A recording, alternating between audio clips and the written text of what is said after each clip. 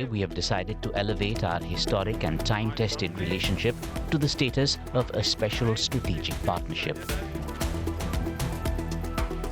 India and Israel elevate their partnership to the next level with a special strategic upgrade.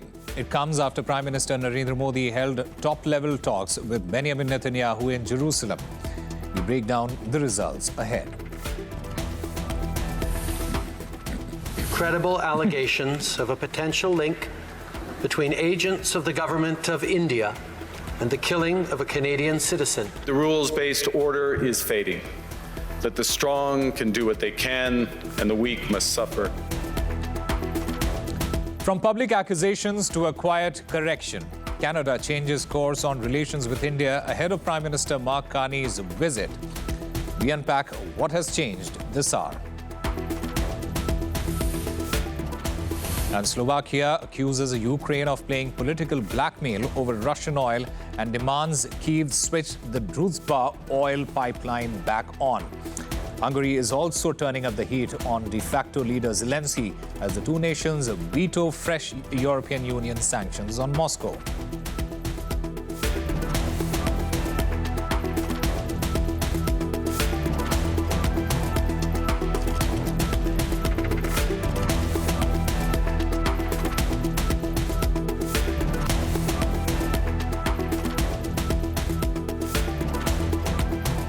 Hello and welcome. You're watching RT India. I'm Osama Shab in New Delhi. It is a busy news cycle with significant developments unfolding across regions. We will be bringing you the latest updates, context and expert voices. But first, the top story at this hour.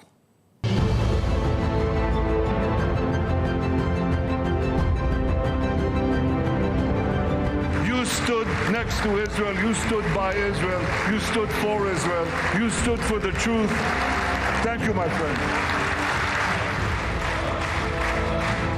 Shalom.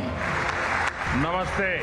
I bring with me the greetings of 1.4 billion Indians and a message of friendship, respect, and partnership. This is a bond of real friendship. Well, India and Israel have announced their bilateral partnership. It is being taken to the next level with a special strategic upgrade. After a top-level meeting between Prime Ministers Modi and Netanyahu, 16 MOUs and agreements they were exchanged, with both stressing a deep friendship will only get stronger. The future belongs to those who innovate, and Israel and India are bent on innovation. We are proud ancient civilizations, very proud of our past, but absolutely determined to seize the future, and we can do it better together. Our relationship has withstood huge challenges. Today, we have decided to elevate our historic and time-tested relationship to the status of a special strategic partnership. Well, joining me now is RT correspondent Charlotte Dubensky from Jerusalem. Charlotte, bring us up to speed on the outcomes of the visit. Well, you heard there that special relationship has been upgraded as a result of this two-day visit to Israel by India's Prime Minister Narendra Modi. And we have details of the deal. So many memorandums of understanding signed, from everything from culture to technology to AI to pushing agriculture further, projects together. Let's get a sense of those projects now from the Indian Foreign Ministry. A number of MOUs and agreements, I think nearly 16 in total, were exchanged in the presence of the leaders. There were also several announcements. The focus of this visit has been on technology, including in the area of artificial intelligence, cybersecurity, innovation, research, and startups.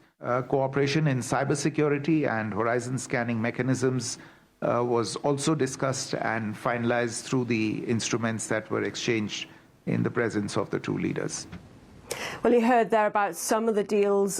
There's also been an agreement on Israel purchasing India's unified payment interference interface, which basically will allow peer-to-peer payments, essentially scanning QR codes and then paying directly for goods. That will make it easier for tourists from India coming here to Israel to pay for services directly, and also to avoid using the dollar. This is what Narendra Modi had to say about that. Today we have decided to establish the Critical and Emerging Technologies Partnership. This will give new momentum to cooperation in areas such as AI, quantum and critical minerals. I'm pleased to announce that an agreement has been reached for the use of UPI payment system in Israel. In the area of digital health, we are committed to sharing experiences to improve the quality of life of people in both countries.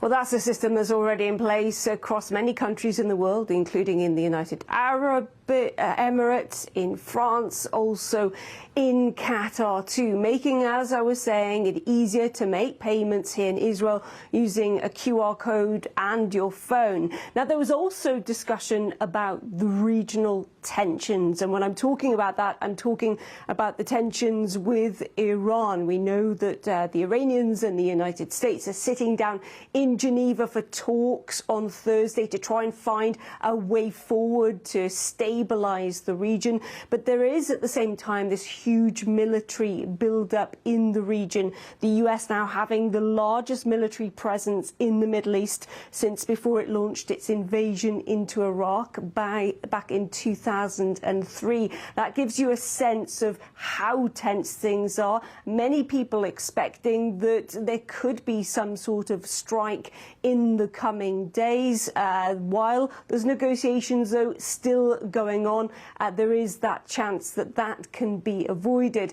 Well, India's foreign ministry saying that New Delhi, as always, stands on the side of peace and is willing to assist where it can.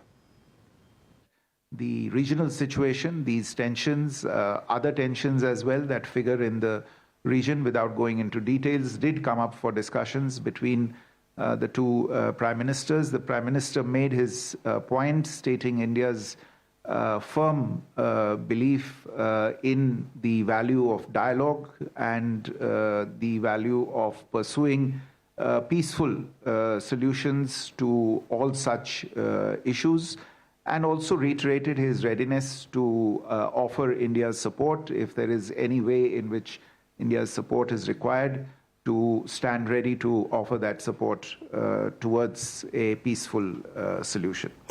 Well, India and Israel have had a strong relationship now for many decades, ever since India recognized the new Jewish state back in 1950. But this visit by Narendra Modi really solidifies that friendship, the vital relationship between the two countries, strategically now seeming as though they are moving in tandem and together to deepen this friendship for many decades ahead.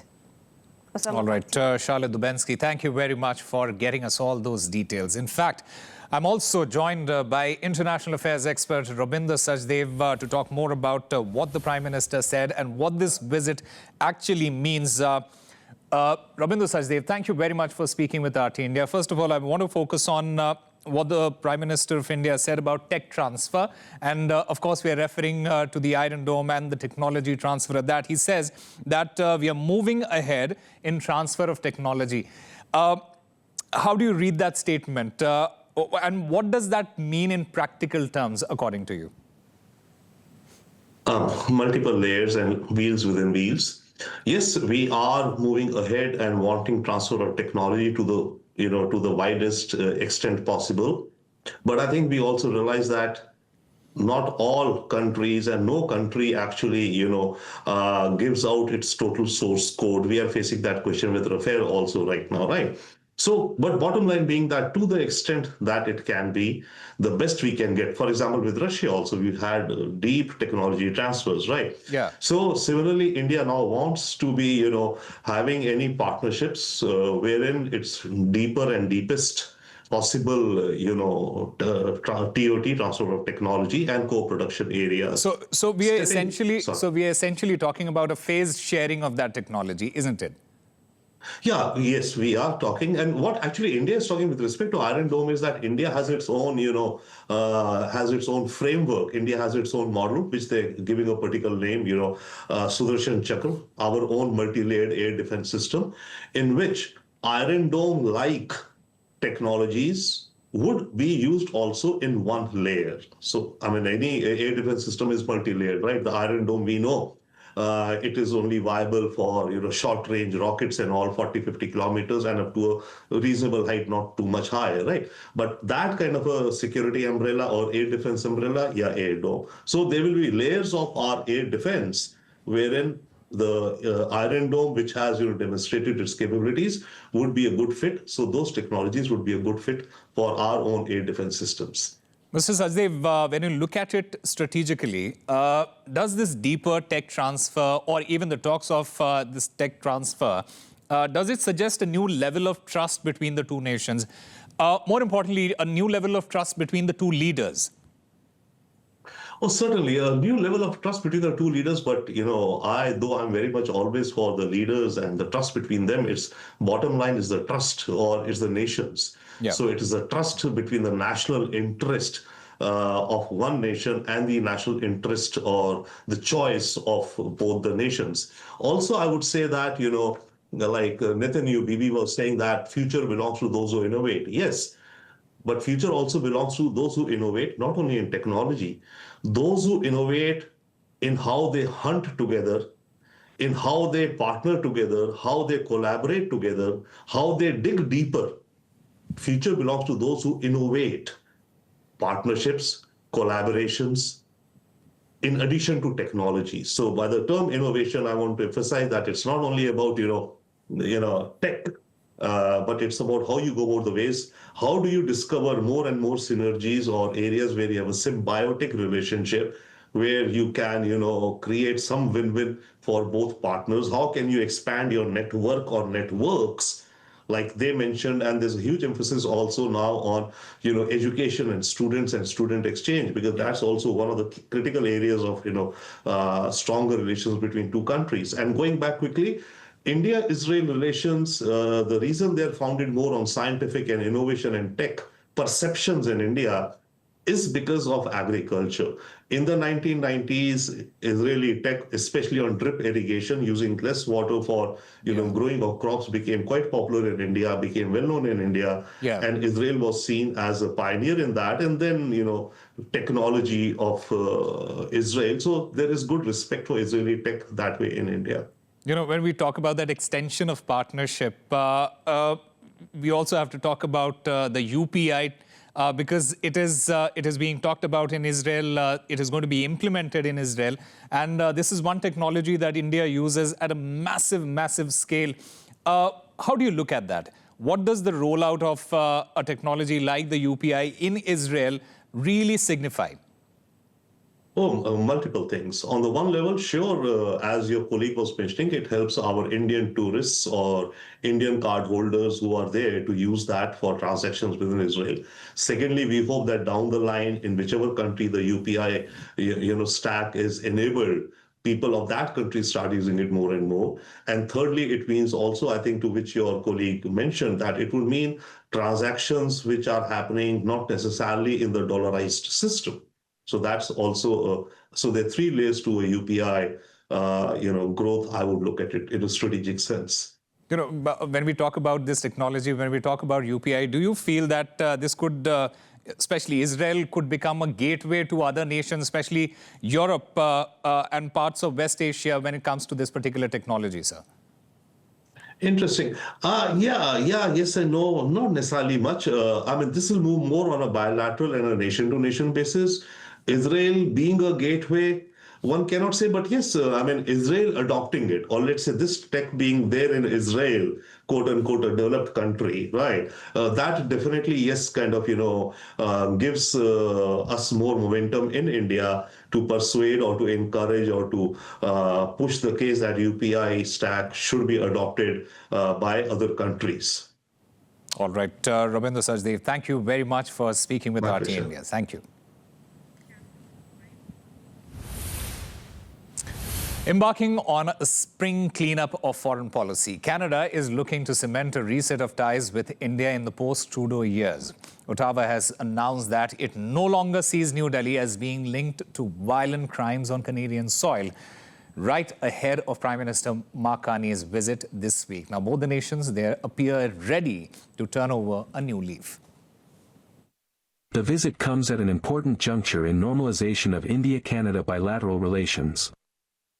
The two prime ministers have earlier agreed to pursue a constructive and balanced partnership grounded in mutual respect for each other's concerns and sensitivities, strong people-to-people ties, and growing economic complementarities. The forthcoming meeting between the leaders will provide an opportunity to reaffirm the positive momentum and shared vision of India and Canada in building a forward-looking partnership. Well, joining us here in the studio is RT India's Rujita Thete. Rujita, there appears to be a recalibration of approach as far as Canada is concerned now. Help us take us through the initial deterioration of relationship between the two nations and what exactly has changed when we speak about the present.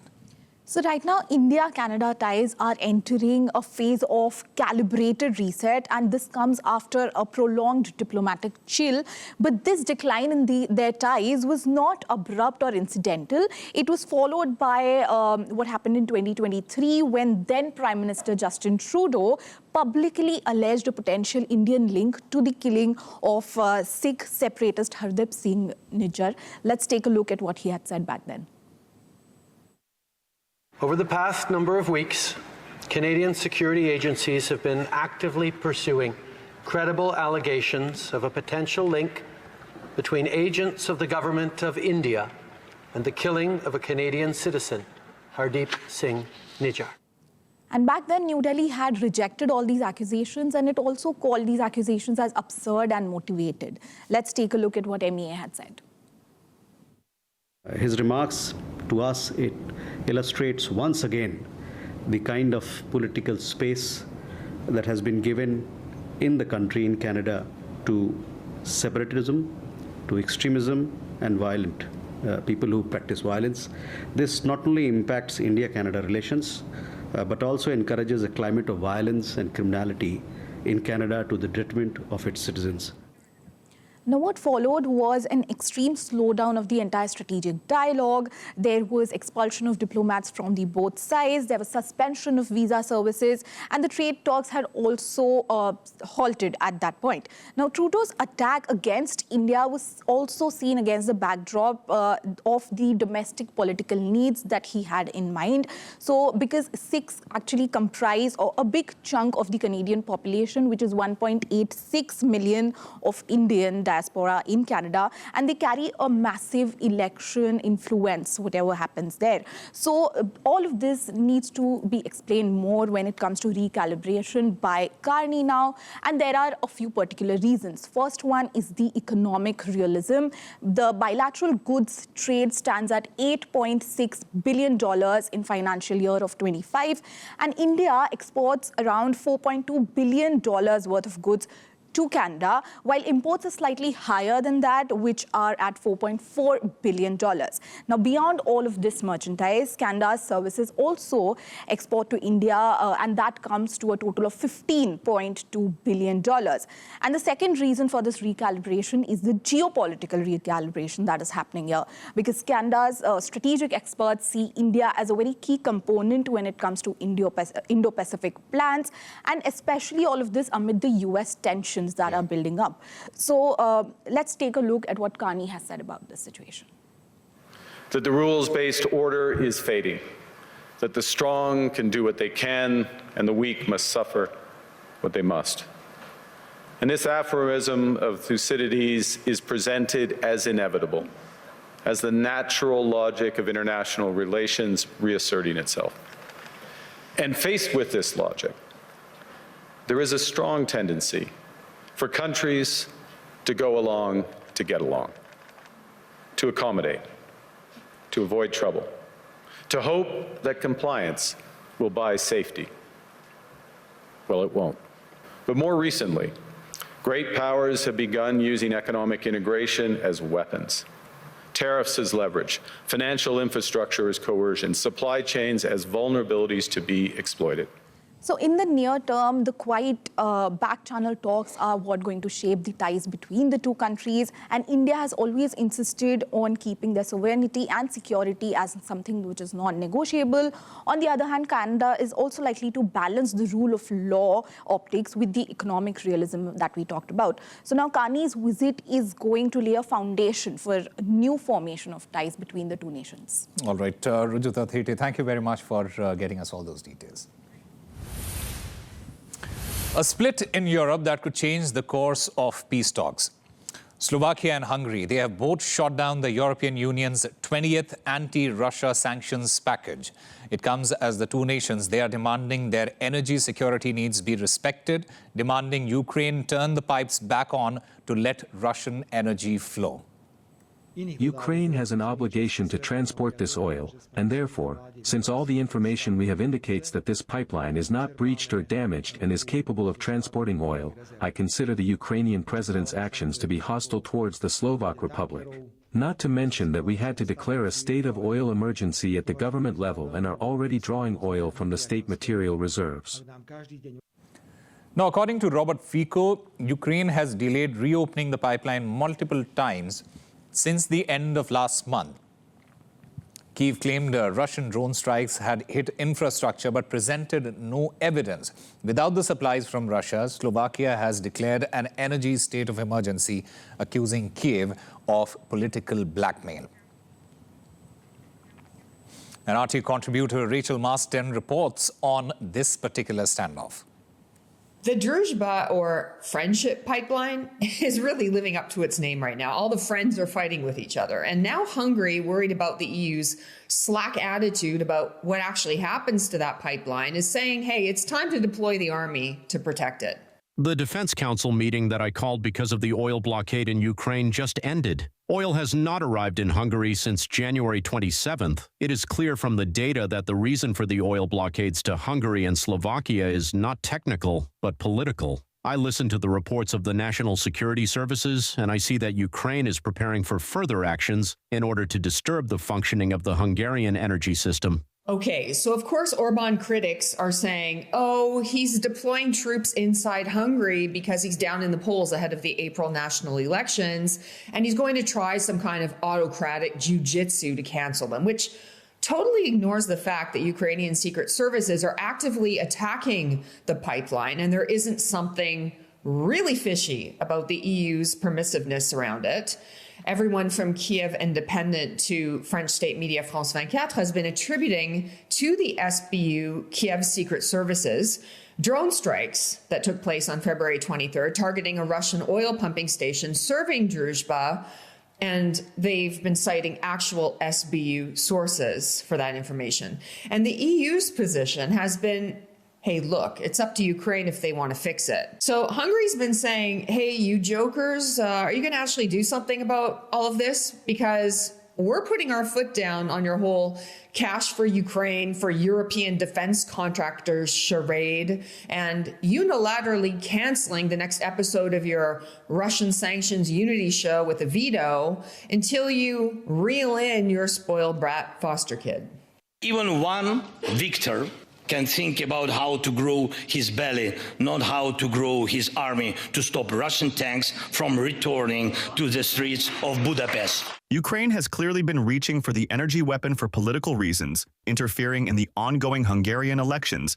A country that has received, incidentally, not only weapons and soldiers, but also humanitarian aid during the war, cannot undertake unacceptable and intolerable actions against a European Union member state.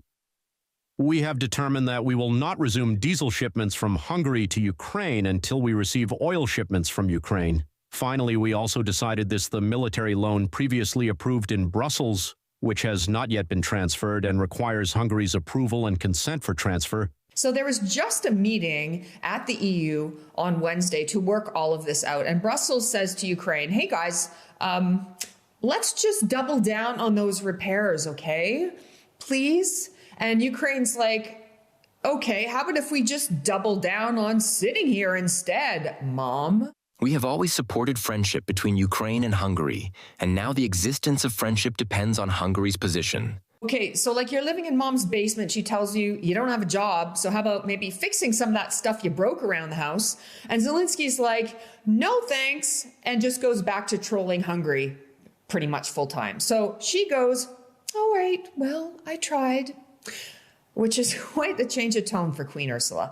Apparently, Ukraine put its official position in a letter to the EU that was basically like a bingo card for EU buzzwords, talking about the need for unity, non-discrimination, and cooperation, mostly though just when it comes to Ukraine. Then Kiev writes, quote, we draw attention to the unacceptability of ultimatums and political pressure by certain member states.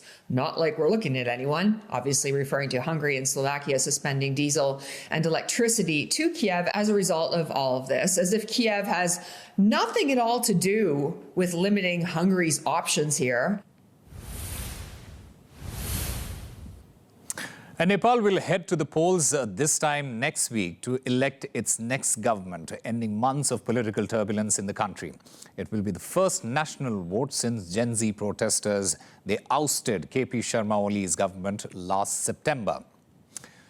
In fact, these are the main contenders in the running to lead Nepal forward, starting with the Rashtriya Swatantra Party candidate who reportedly had the edge in early polls.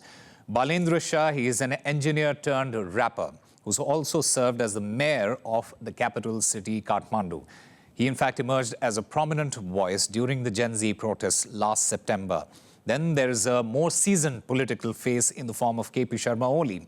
He is representing the UML, one of Nepal's main communist parties.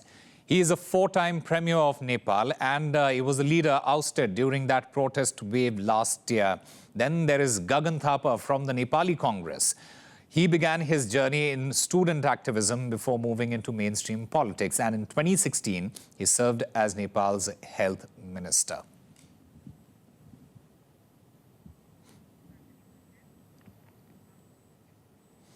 And nearly 19 million voters, they are eligible to cast their ballots next week in Nepal, but it won't be your typical one-vote system. RT India's Vinayak Dikshit explains the changes and how the next Prime Minister of Nepal will be chosen.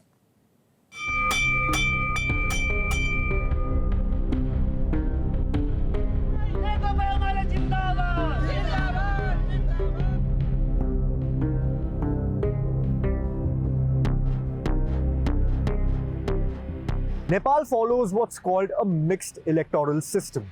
That means this is not just one election, it's effectively two elections happening at the same time. And every voter gets two separate ballots. Out of 275 seats in the parliament, 165 seats are decided through the first-past-the-post system. 110 seats are decided through proportional representation. Let's break it down. Under FPTP, it's simple. The candidate with the most votes wins, even if they don't secure a majority. This system ensures that every local area has a directly elected representative, someone accountable to a specific area or a constituency. But it can also produce results where the majority of voters actually voted against the winning party. That's where the second ballot comes in. The proportional representation vote. Here, voters choose a political party, not an individual candidate. So, if a party wins 20% of the national vote, it gets 20% of the 110 PR seats. That's 22 seats automatically allocated from its party list. So why use such a complex system? The 165 seats reflect the public choice. The 110 proportional seats act as a correction mechanism. This ensures that Parliament mirrors the national vote share more accurately. It's designed to balance grassroots representation with nationwide political realities. The result is a system that often produces coalition governments, forcing parties to negotiate and build alliances. As Nepal prepares to vote, this dual system will once again determine not just who wins seats, but how power is balanced inside Parliament. We'll know by mid-March. Vinayak Dikshit reporting for RT India. Well, those are the latest developments this hour on RT India. Stay with us. We'll be back shortly.